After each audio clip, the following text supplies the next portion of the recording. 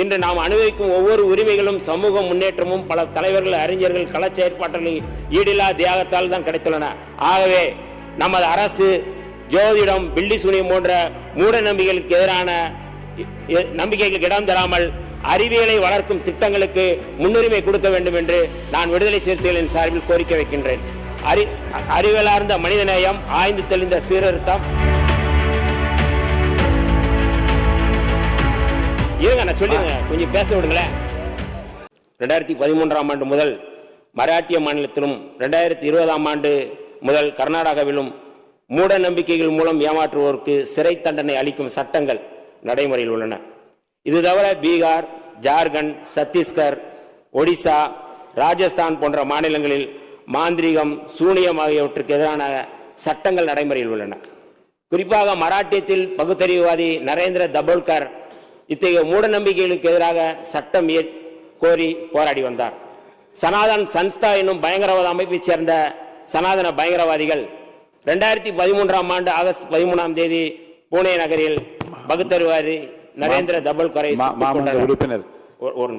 இந்த படுகொலையை தொடர்ந்து 2015 பிப்ரவரியில் இடதுசாரி எழுத்தாளர் கோவிந்த் பன்சாரே, அதே ஆண்டு ஆகஸ்டில் கன்னட எழுத்தாளரும் கன்னட பல்கலைக்கழகத்தின் முன்னாள் துணைவேந்தருமான MM கல்புரிக்கு, 2017 செப்டம்பரில் பத்திரிகையாளர் கௌரி லங்கேஷ் ஆகியோரை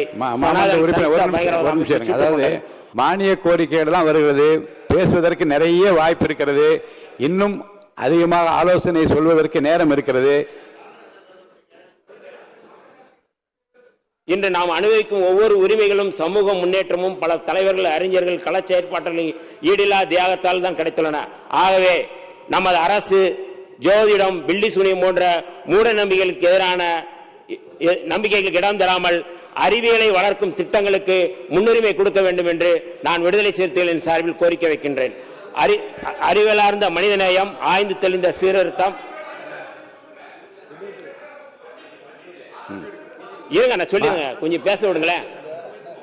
அறிவியலார்ந்த உழைப்பாங்க, மனிதநேயம், ஆய்ந்து தெளிந்து சீர்திருத்தம், ஆர்வம் ஆகியவற்றை ஒவ்வொரு குடிமகனின் கடமையாக இந்திய அரசியலமைப்பு சட்டம் உறுப்பு 51A வரையறுக்கிறது.